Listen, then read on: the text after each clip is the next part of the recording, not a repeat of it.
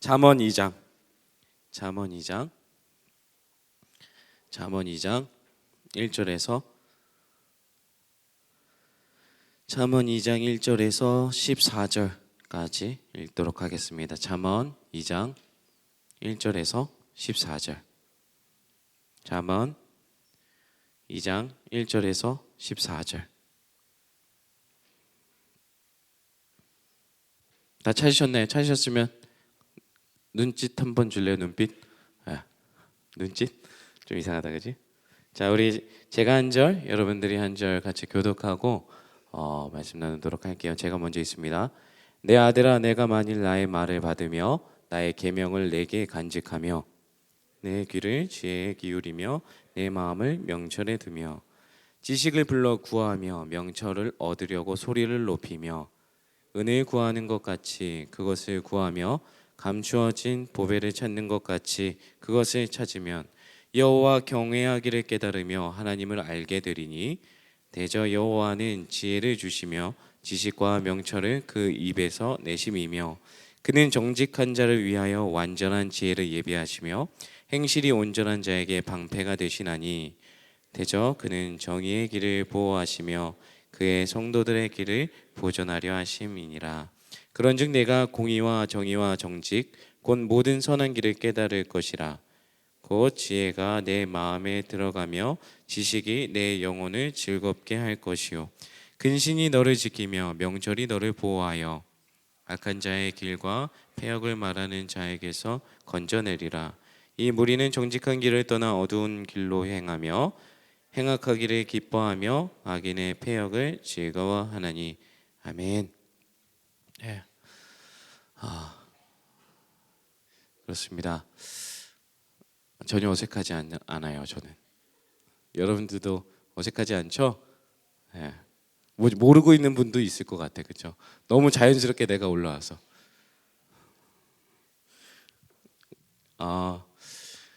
다시 돌아왔습니다. 한 달 만에 이 자리에서 울면서 갔는데 내 부끄러움은 나의 몫이고 나의 수치는 나의 몫이고 또 함께 울었던 그분의 눈물도 그분의 몫이고 이제 뭐 그래요. 최성 목사님이 지난 6년간 또 이렇게 섬겨주시다가 이제 교구로 가시고 이제 제가 한 달 만에 내려갔다가 이렇게 왔어요. 금요기도회가 끝나기도 전에 왔어요. 금요일 기도회 중간에 이제 한참 진행 중에 이제 사임하고 다른 부서로 갔다가 금요기도회 끝나기 전에 왔네요.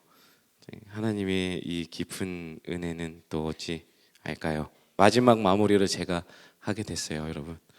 네, 어찌 됐건 차차 또 인사할 시간이 있으니까 오늘 금요기도에 오신 여러분들을 또 위해서 말씀 같이 나누도록 하겠습니다. 어느덧 2019년 한 해가 이제 마무리가 되고 이제 더 위즈덤이죠. 이렇게 이 지혜라는 주제를 가지고 우리 하반기 금요기도회가 이렇게 달려왔습니다. 이 주제로 좀 달려오면서 또 이렇게 참 많은 은혜가 있었는데 시간이 참 빠른 것 같아요. 이제 오늘로 이제 마무리가 되는데 마무리 되지만 우리에게는 뭐가 기다리고 있습니까? 네, 영이삼이 기다리고 있어요. 이 기도의 자리가 끊이지 않죠.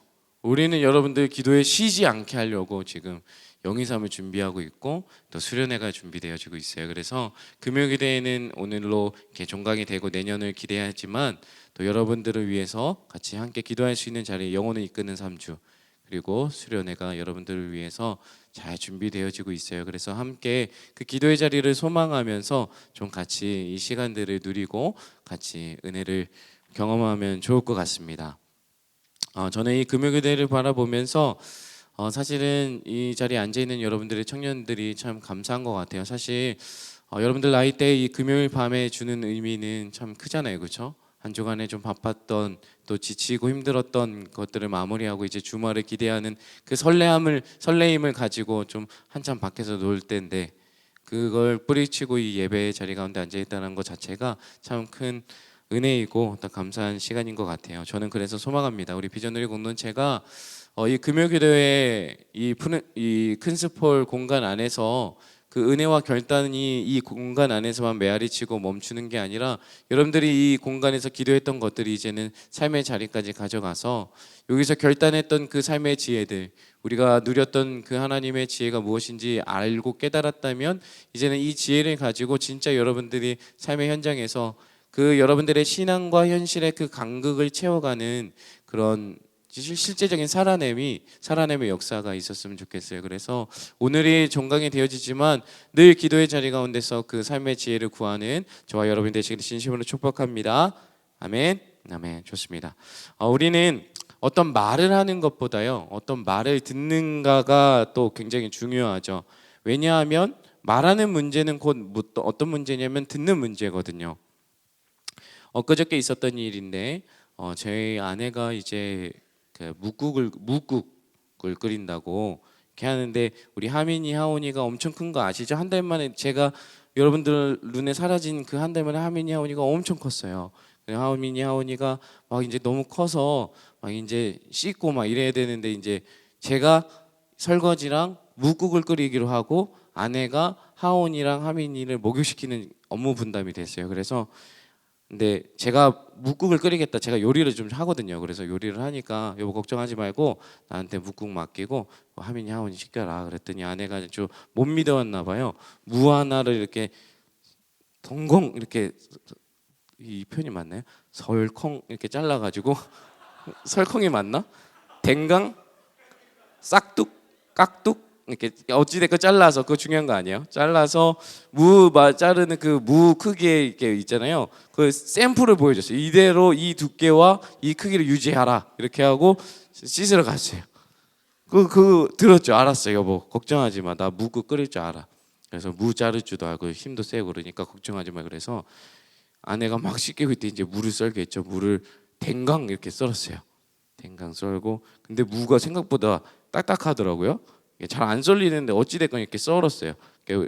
그 아내가 시킨 대로 샘플을 보면서. 근데 아내는 분명 여기를 세로로 4번 자르고 밑으로 이렇게 한 번 자르라고 했는데 제가 세로로 4번은 안 자르고 3번을 자르고 이렇게 자른 거예요. 그러니까 무 크기가 커졌어요. 일단 두께가 일정하지 않겠죠. 딱딱하니까 생각보다. 그러니까 이제 어찌됐건 그거를 다 해버렸어요. 어떻게 해요? 그러면 자르다 말 수는 없으니까 그냥 얘라 모르겠다 그러고 쫙 이렇게 자르고 다 넣어버렸어요. 그 크기만 맞춰서. 그랬더니 아내가 아니나 다를까 이제 하민이 로션을 바르고 있는데 여봐 이렇게 하는 거예요. 여봐 이러는 거예요. 그래갖고 왜? 그랬더니 일로 와봐요 이러는 거예요. 제가 샘플 보여줬어요? 안 보여줬어요? 이러는 거예요. 샘플 보여줬죠. 자를 줄 안다며요. 그래서 자를 줄 알죠. 그렇게 잘 듣고 잘 말했는데 그랬더니 아내가 이렇게 말하더라고요. 여보는 말을 다 안다고 하는데 내 말을 듣지 않고 있는 거예요. 이러는 거예요. 여보는 말로는 날 잘 알아들었다고 하는데 정작 귀로는 잘 안 듣는다라는 거죠. 순간 울컥하고 이 물을 어떻게 잘랐는데 내가 물을 댕강 설컹 이렇게 자르고 이렇게 했는데 울분을 토해내고 싶었지만 꾹 참았죠. 거기서 제가 화를 내면 안 되니까 알겠어요 여보 죄송해요 이렇게 얘기하고 이렇게 있는데 그때 아내의 말이 이렇게 주님의 음성처럼 들렸어요. 곰곰이 이제 묵국을 바라보면서 이렇게 묵상이 된 거예요. 너는 입으로는 내 마음을 다 안다고 말하는데 정작 너는 귀로는 내 말을 듣지 않고 있구나. 이게 주님의 음성처럼 이렇게 인사이트가 되는 거예요. 아내한테 혼났지만 묵국을 끓여오는 그 물을 보면서 아내가 그걸 또 자르고 있더라고. 그냥 먹으면 되잖아. 그걸 다 건져내고 자르고 있어 그걸 또. 그리고 화가 났지만 그걸 보면서 이거 주님의 음성이다. 내가 입으로는 잘 듣고 있다 그러고 오케이 알았어. 그렇게 할게라고 말하고 있지만 진짜 우리 아내의 말을 듣지 않았던 것처럼 제가 주님의 말을 그렇게 안 듣고 있더라는 거죠. 여러분 우리가 다 이렇게 신앙생활을 하고 있는 것 같아요. 그렇죠? 뭔가 우리가 하나님 앞에서는 입으로는 하나님의 말씀을 존중한다라고 말하면서도 고백하지만 그분의 말씀을 실제적으로 존중하지 않는 삶을 살죠. 그분의 말씀을 잘 들으려 하지 않는다라는 거예요. 그분의 말씀을 이렇게 우리가 잘 듣겠다라고 순종하겠다고 말하지만 실상 귀로는 잘 듣지 않는 거죠.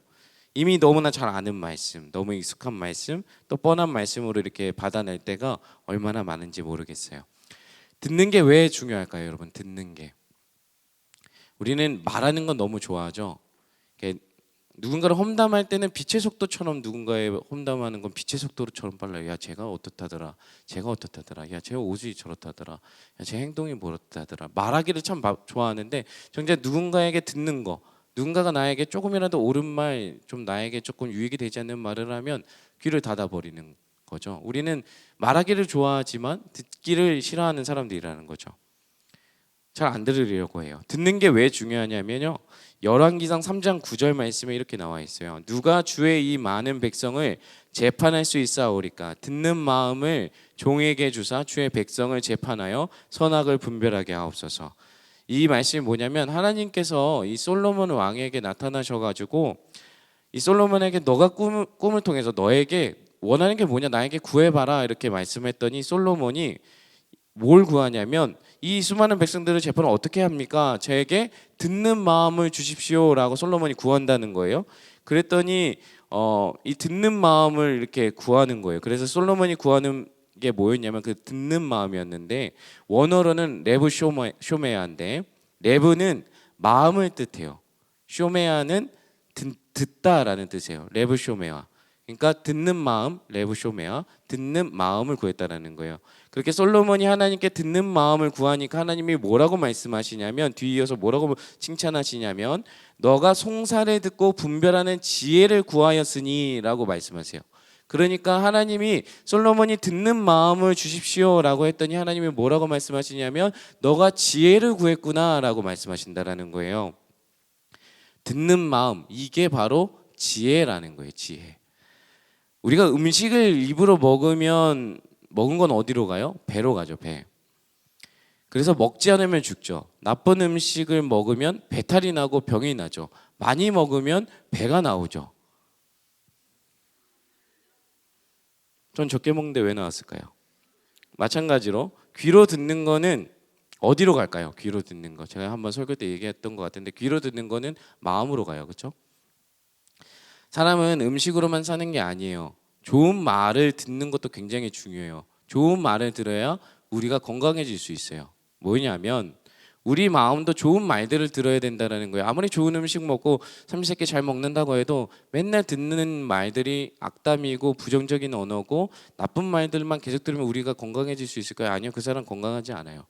그러니까 우리의 마음은 반드시 이런 말을 들어요. 사랑한다, 보고 싶다, 그리고 고맙다, 소중하다 이런 말들을 자꾸 들어야 우리 마음이 건강해지는 거예요.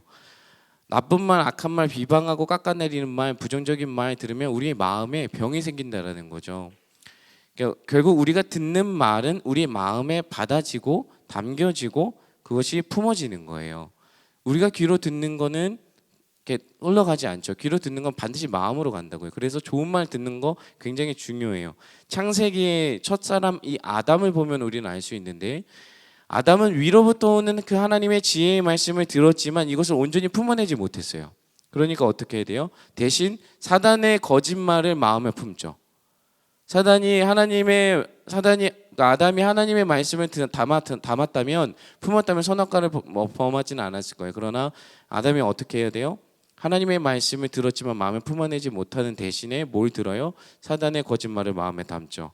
마음에 담고 이 선악과를 먹기 전에 이미 마귀의 입에서 나오는 그 거짓과 불신과 살인과 파멸의 말을 마음에 담아 둔다고요. 그러니까 어떻게 돼요? 인간의 죄악이 거기서부터 시작되어지는 거예요. 오늘 본문을 한번 봅시다. 본문 1절을 한번 읽어볼까요? 본문 1절 같이 읽어봅시다. 시작. 내 아들아, 다시 본문 1절입니다. 오늘 2장 1절 같이 읽어봅시다. 시작. 내 아들아, 내가 만일 나의 말을 받으며 나의 계명을 내게 간직하며. 아멘.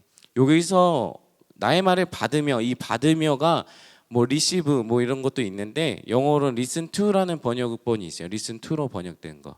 그러니까 듣는 거죠. 그러니까 본문을 보면 받다, 잘 따라와 봐요. 받다, 간직하다, 기울이다, 명철을 두다, 이렇게 받다, 간직하다, 기울이다, 두다. 그리고 또 뭐가 나오냐면 그 이어서 3절부터 구하다, 얻다, 그 다음에 4절에 높이다, 찾다라는 단어가 총 동사가 8개가 나와요.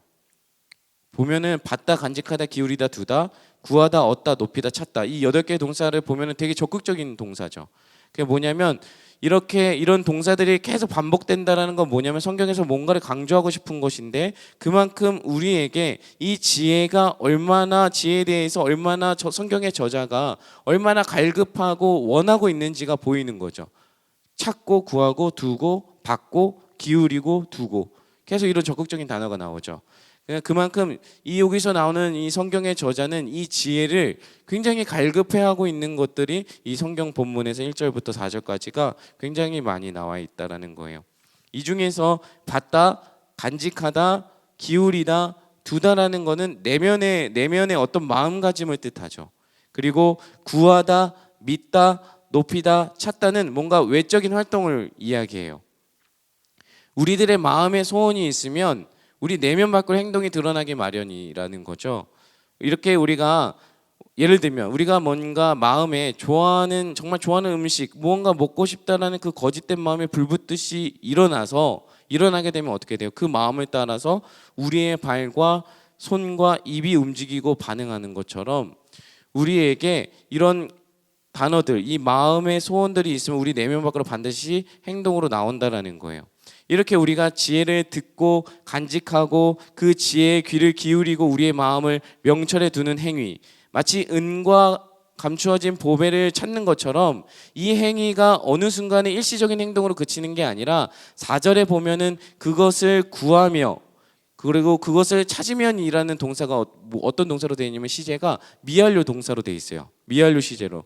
그러니까 우리 인생에 있어서 이 지혜에 대한 목마름과 갈망이 그냥 한순간에 우리가 배고프면 먹고 배 안 고프면 안 찾고 뭐 이런 게 아니라 지속적인 갈망이 계속 일어난다라는 거예요. 계속 받아들이고 들어야 하고 구해야 하는 것이 그리고 찾아야 하는 것이 바로 이 지혜라는 거예요. 그렇죠? 인생에 은이 있다고 하면 금이 있다고 하면은 그것을 우리가 어딘 줄 알면 그걸 목숨을 다해서 찾겠죠. 그렇죠? 마찬가지로 그렇다라는 거예요. 제가 예를 들어 볼게요. 최근에 제가 제 생일이었거든요. 제 생일에 아내가 가방을 사준다고 그랬어요. 그 가방의 목적은 제가 이제 목회지원실로 가면은 이제 차를 굉장히 이제 여러분들 신방 다니거나 이런 게 많이 없으니까 이제 가방을 그냥 버스 타고 다니면 가방 메고 다니고 차를 안에 줘라. 그리고 그 조건으로 가방을 사줬어요. 근데 다시 여기 오게 된 거죠. 게이득? 왜 이렇게 된 거죠? 이거 녹화되죠?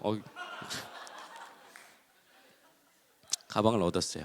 어찌 됐건 이제 가방이 이제 필요하다고 하니까 아내가 이제 사라 여보 사세요 이렇게 얘기한 거죠. 그래서 그때부터 이제 제 온 마음에 이렇게 불꽃이 튄 거죠. 이제 제가 그때부터 제가 원하는 가방을 이제 서치하게 되죠. 여러분도 그렇지 않아요? 막 그때부터 미친 듯이 그동안 눈여겨보고 마음에 든다고 생각했던 그 가방들을 2박 3일을 뭐 일주일 내내 찾는 거예요. 계속 찾고 뭐 가격 비교하고 뭐 실물 맨 사람들 찾아보고 블로그에서 찾아보고 어떤가 크기는 어떤가 막 이런 걸 막 뭐 비슷한 사람이 메고 있으면 그거 가방 매서서 나도 매보고 막 이런 행동들을 계속 하잖아요. 그러니까 막 그 가방을 손에 넣기까지 그 가방을 온전히 내 손에 완벽하게 이렇게 맞는 가방을 사겠다라는 그 욕구가 굉장히 센 거죠. 그러니까 장바구니에 수십 개가 이제 담겨지는 거예요. 여러분들 공감하죠? 왜 저만 그럽니까? 왜 저를 이렇게 세속적으로 바라보죠?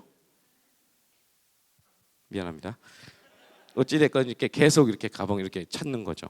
그리고 아내에게 돈을 받아냅니다. 그리고 가방을 샀어요. 이렇게 우리가 이렇게 어떻게 원하는 어떤 물건을 사더라도 이렇게 대충 사지 않잖아요. 그렇죠? 이렇게 나에게 맞는 거 원하는 것도 내가 찾았던 걸 계속 찾고 구하고 막 간절히 원하는 마음을 담아서 이 시간들을 보내잖아요. 그렇죠? 수고와 노력을 막 아끼지 않고 이렇게 하는데 우리는 진짜로 고민해 봅시다. 우리 인생에 진짜 필요한 지혜를 찾고 있냐 이 말인 거죠. 우리는 어쩌면은 우리 인생에 필요한 진짜 지혜를 찾기보다는 세상의 요령을 더 빨리 찾기도 하고 우리의 귀에 더 탁월해 보이고 유익해 보이는 것들에 귀를 기울이고 있는 건 아닌가 생각이 듭니다.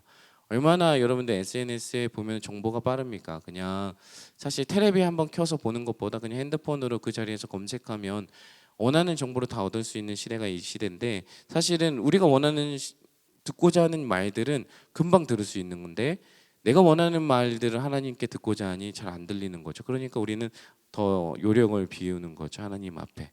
그래서 우리는 세상에서 부딪히는 이 간격과 틈새, 이 빈 곳을 어떻게든 다른 것으로 채우려고 한다는 거예요. 내가 신앙생활을 이렇게 하는데 실제 세상을 나아가 보니 그 간격이 또 그 괴리감이 너무 큰 거야. 제일 큰 고민이 여러분들 그거 아닙니까? 공동체에서 열심히 기도하고 부르짖고 수련회도 다녀와서 은혜를 받았고 예배 가운데서 하나님을 경험했다고 말하는데 실제 학교의 현장에 보면은 바로 무너지는 게 우리더라는 거예요. 그 괴리감을 발견할 때 찾아오는 우리의 허무함과 내가 뭐하러 이렇게 지금 하나님 앞에 예배하는가, 이 시간을 보내고 있는가를 씨름하다 보면 고민이 된다고요. 그러니까 이 간격들이 발견되어지면 하나님 말씀 앞에 우리가 먼저 서는 게 아니라 우리는 뭘 하냐면 요령을 피우고 뭔가 빠른 것들을 찾고 뭔가 나에게 유익이 될 만한 것들을, 더 많은 것들을 찾아다니죠. 그런데 어떻습니까? 채우면 채우려 할수록 내가 할 수 없는 것들이 투성이라는 걸 발견하게 되죠. 그리고 내 계획과 뜻대로 되는 것보다 이 상황과 환경에 따라서, 내 감정에 따라서 내 이 간격들이 흔들리고 채워질만 하면 어느샌가 비어져 있는 내 모습을 발견한다라는 거예요. 그게 우리예요. 그런데 우리는 그걸 인정해야 되는데 그걸 인정하지 않고 그 지혜를 찾지 않고 여전히 내 반복된 그 습관에 배어있는 그 빠름과 요령과 그 스피드, 그 어떠한 내 안에 유익되어지는 어떤 도구화된 것들만 찾게 되는 거죠. 그렇다면 여러분 세상에서 살면서 어떻게 살기를 원하십니까? 우리가 지금 계속 반복적으로 이 위즈덤에 대해서 듣고 이 지혜에 대한 말씀들을 계속 고민하고 듣고 설교를 통해서 들었지만 여러분들은 진짜 세상에 살면서 어떻게 살기를 원하세요? 여러분들은 왜 이 자리 가운데서 말씀을 듣기 위해 그 자리 가운데서 앉아 있습니까? 말씀을 들으면 떡이 나옵니까? 돈이 떨어집니까? 왜 앉아 있어요? 정말 우리가 이 땅에 살면서 어떤 기준과 중심으로 사는가는 굉장히 중요합니다. 사랑하는 우리 청년 여러분, 대학생 여러분, 제가 여러분들 앞에 이렇게 다시 돌아와서 해주고 싶었던 말이 있어요. 여러분 생각하셔야 됩니다. 여러분, 제가 한 달 만에 뭘 발견했냐면요, 내가 얼마나 생각 없는 사람인가를 발견했어요. 이 한 달 동안.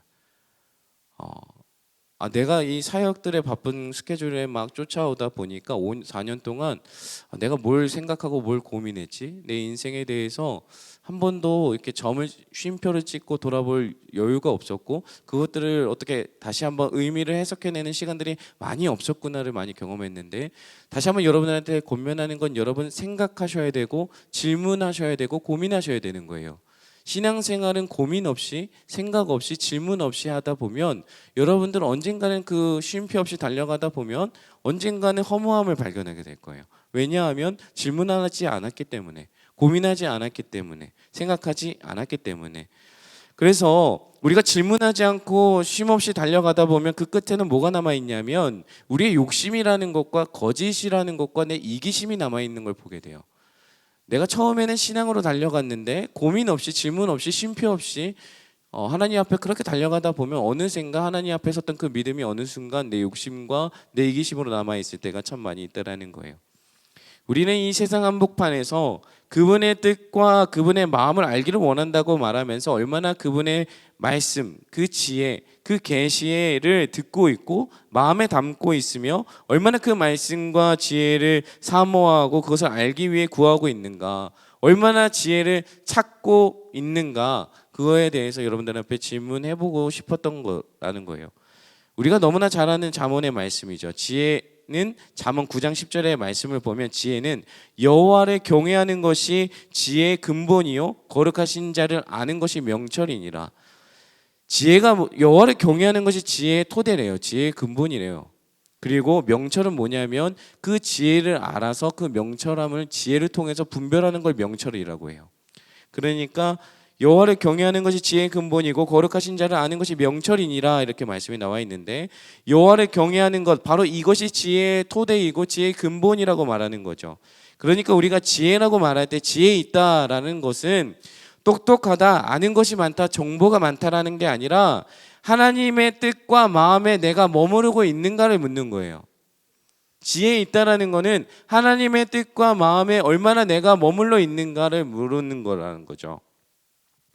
다시 말해서 더 깊이 정리해보면 이렇게 말할 수 있겠죠. 지혜는 하나님과의 생명의 관계 안에 있는 걸 지혜로 말해요.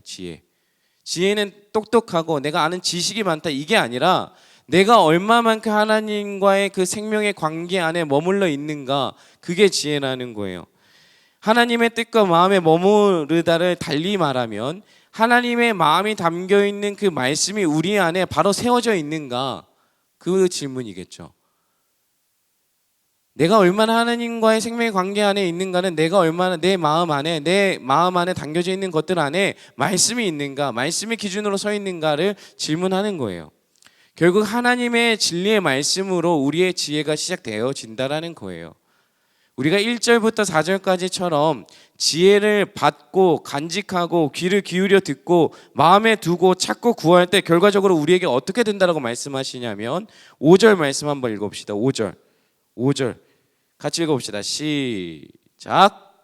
여호와를 경외하기를 깨달으며 하나님을 알게 되리니. 우리가 지혜를 찾고 구하고 마음에 두고 귀를 기울일 때 그 결과는 어떻게 되냐면 5절 말씀처럼 하나님의 말씀을 매일 들으려고 할 때마다 우리는 말씀을 통해서 뭘 깨닫냐면 하나님이 어떤 존재인가를 우리는 매일 깨달을 수 있다는 거예요.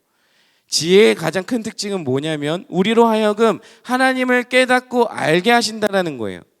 하나님과의 생명의 관계 안에 들어가면 하나님께서 가장 먼저 우리에게 하시는 일은 뭐냐면 우리가 어떤 존재인지를 깨닫게 하고 알게 하신다는 거예요.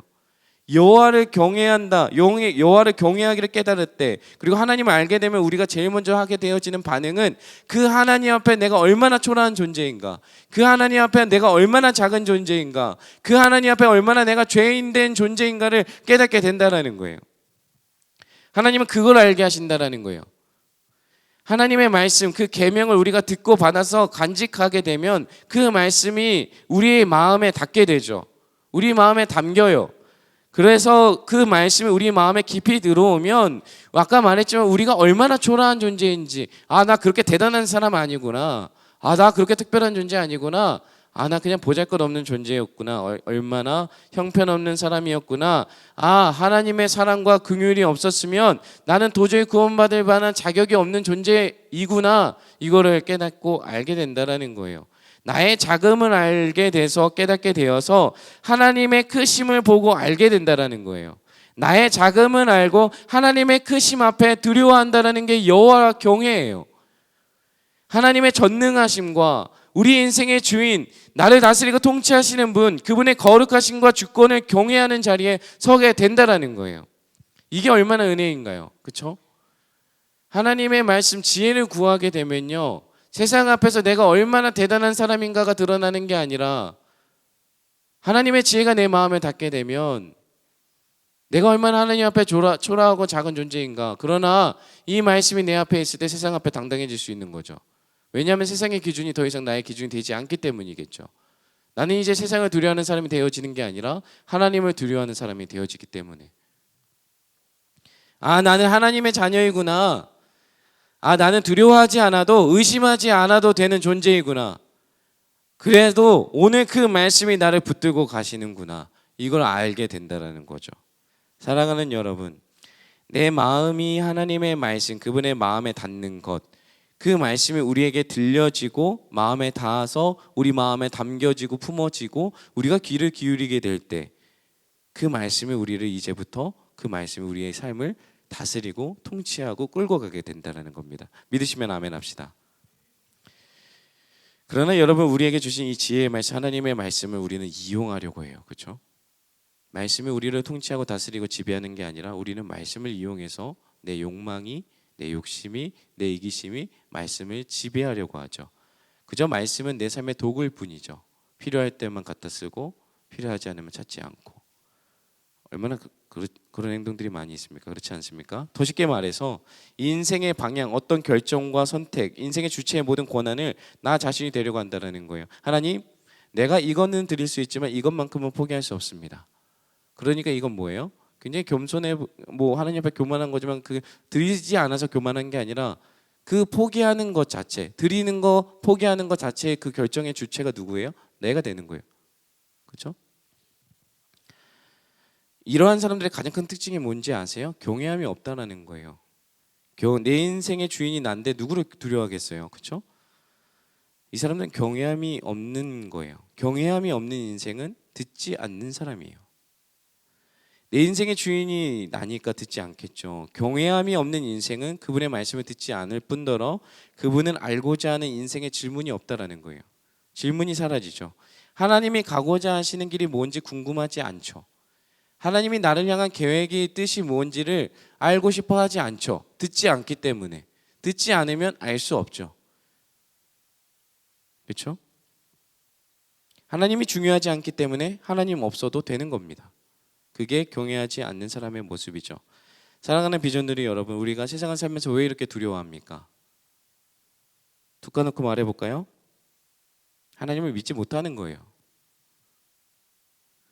하나님의 말씀이, 하나님의 존재가 우리에게 진짜가 되지 않기 때문에 우리는 두려운 겁니다. 그렇죠?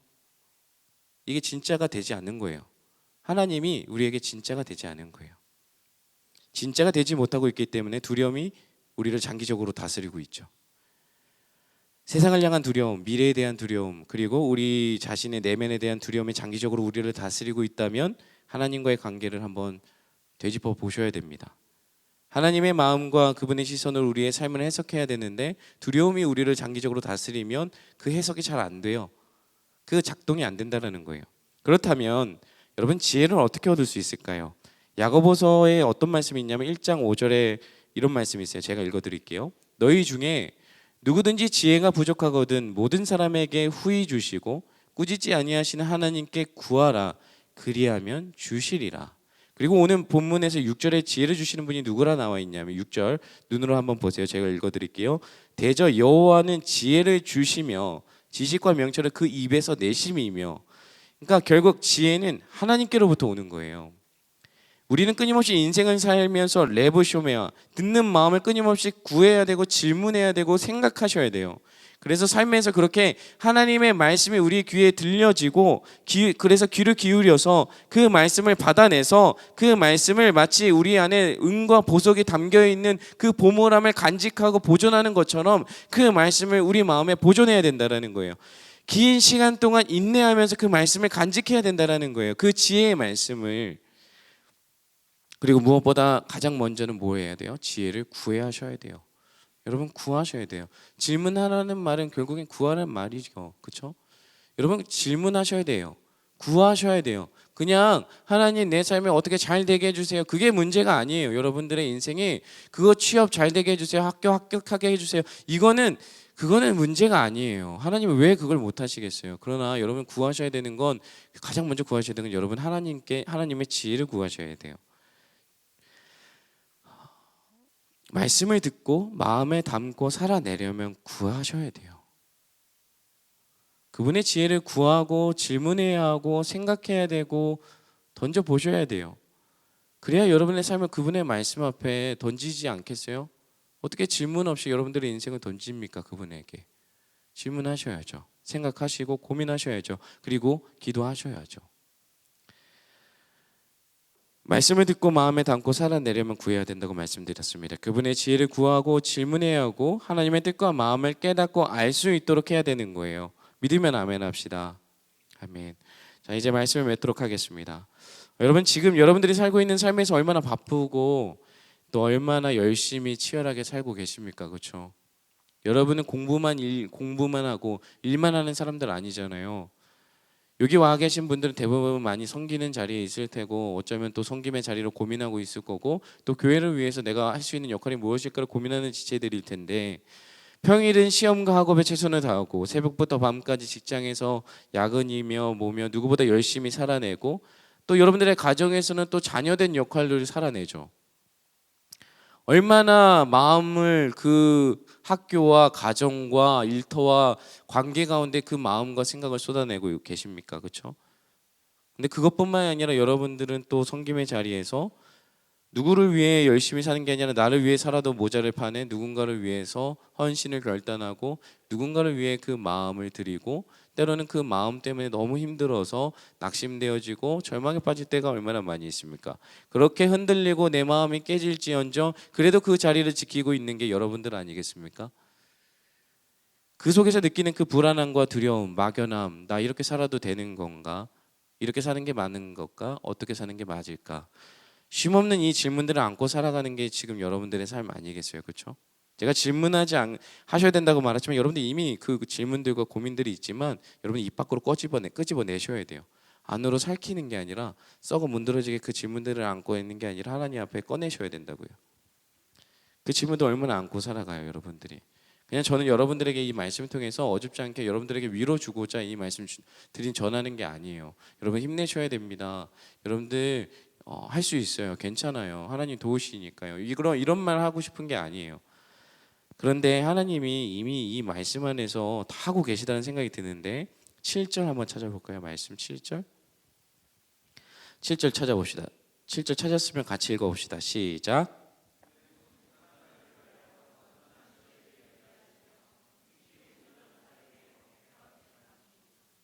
여기서 정직한 자, 행실이 온전한 자가 누굴까 계속 고민했어요. 우리가 계속해서 나누었지만 위로부터 오는 지혜, 그 하나님께 주신 그 말씀을 듣고 우리 마음을 그분의 명철함에 두고 그분의 지혜를 구하고 또 찾는 사람이 바로 이 정직한 자, 행실이 온전한 자. 우리가 언제 정직해질 수 있을까요? 우리의 행동과 태도가 어떻게 온전해질 수 있을까요? 열심히 살면 될까요? 정직해져야지 결단한다고 될까요? 아니요. 말씀 앞에 섰을 때, 예수 그리스도의 그 십자가의 진리의 말씀 앞에 섰을 때 우리는 비로소 정직해질 수 있죠. 우리의 마음과 눈과 귀와 입과 손과 발과 온 몸을 동원해서 우리의 그것들을 수단을 통해서 우리의 목마름과 갈급함을 가지고 그분의 말씀 앞에 서는 거죠. 지혜를 계속해서 구해서 여호와를 경외하고 그분을 내 인생의 완전한 주인으로 삼고 살아가는 인생. 그 말씀 앞에 가까이 갈수록 어떻게 됩니까? 그 말씀이 우리를 비추죠. 그 말씀이 우리 가운데 가까이 들어오게 되면 우리의 진짜 모습이 드러나는 거예요. 나 이런 존재밖에 안 됐구나. 나 하나님 앞에 이거밖에 안 되는 거구나. 십자가가 우리 안에 들어오면 어떻게 돼요? 부끄럽죠. 그 십자가가 주는 영광의 크기가 어마어마해서 그 십자가 앞에서 굴복할 수 없는 게 내 인생이구나. 이 십자가만이 나의 구원이시구나를 깨닫게 되는 거죠. 그 진리의 말씀이 육신이 되어서 이 땅에 오신 예수 그리스도를 마음으로 받고 그분을 우리 마음에 두고 예수 그리스도를 끝까지 지키고 구하는 인생은 결국 십자가 앞에서 자신이 어떤 존재인지를 깨닫게 되는 정직한 자가 되어지는 거고, 예수 그리스도가 우리 마음에 들어오게 되면 그분의 가르침과 그분의 삶이 우리의 삶이 닮아지려고 할 때 우리의 행실이 온전해질 수 있는 거예요. 그래서 우리의 삶 속에서 이제 그 열매가 나타나게 되죠. 그런데 여러분, 진짜 위로가 되는 건 10절과 12절까지가 저는 그렇게 위로가 되더라고요. 그리고 여기서 우리가 살아가는 세상과 우리의 신앙의 간격을 어떻게 좁힐 수 있는지가 나와 있습니다. 함께 10절과 12절까지 같이 읽어볼까요? 같이 읽어봅시다. 시작. 곧 지혜가 내 마음에 들어가며 지식이 내 영혼을 즐겁게 할 것이요 근신이 너를 지키며 명철이 너를 보호하여 악한 자의 길과 폐역을 말하는 자에게서 건져내리라. 아멘. 사랑하는 여러분, 우리 인생에 가장 중요한 질문이 하나 있습니다. 그 질문이 무엇일까요? 지금 내 삶에서 하나님의 말씀이 나를 다스리고 있는가? 하나님의 말씀이 내 인생의 기준이 되어지고 있는가? 그 말씀이 나를 끌고 가고 있는가? 하나님의 지혜의 말씀이 우리 마음에 들어간다는 것은 우리가 그 말씀 앞에 선다라는 거죠. 말씀 앞에 가까이 가면 우리의 어둠과 죄악과 오염된 우리의 존재가 드러나게 되고 진리의 빛으로 드러나게 되죠. 환해지는 거예요. 밝아지는 거예요. 어두웠던 우리의 마음과 우리의 영혼이 말씀에 가까이 갈수록 밝아지죠.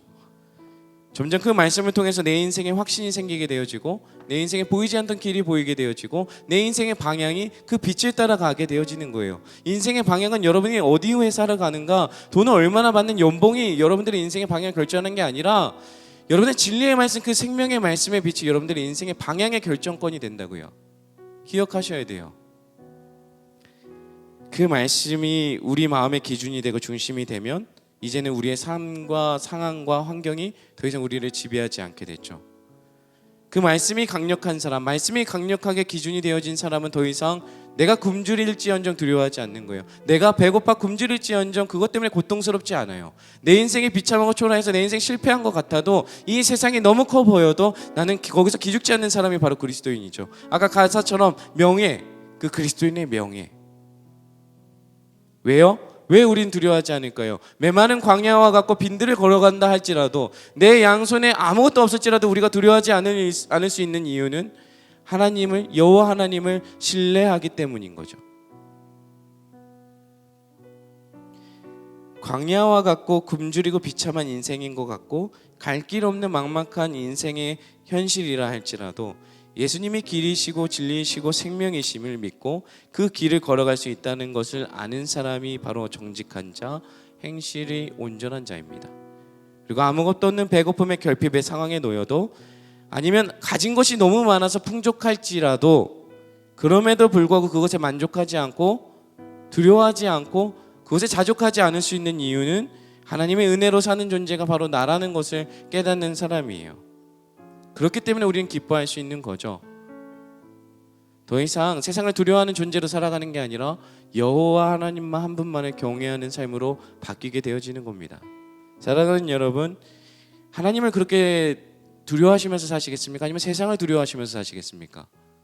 여전히 그 삶의 괴리감 때문에 고통스러워서 그 자리에서 그냥 주저앉아 계시겠습니까? 아니면 하나님의 말씀을 내 마음에 두고 그 말씀에 따라서 담담하게 그 말씀에 따라 신뢰하며 걷는 그 인생을 선택하시겠습니까? 하나님의 지혜의 말씀이 우리의 영혼을 즐겁게 하신대요. 내 인생에 돈 잘 벌고 취업 잘 되고 성공하는 게 즐거운 게 아니라요, 하나님이 즐거움을 주신대요. 그리고 하나님의 명철 분별력이 우리를 보호하신대요. 그리고 악한 자의 길과 패역을 말하는 자, 그 세상의 거짓된 속에서 그 깊은 구렁에서 우리를 건져주신대요. 여러분, 이게 약속이에요.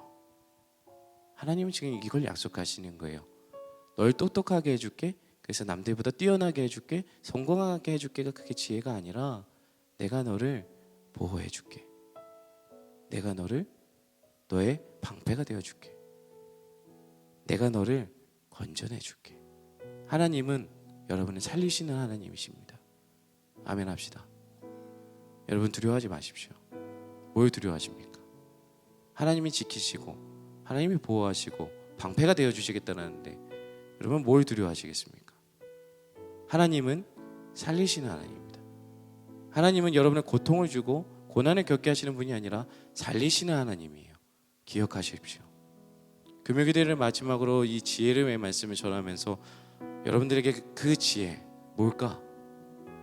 이거밖에 없어요. 살리시는 하나님이 우리의 지혜입니다. 같이 찬양합시다.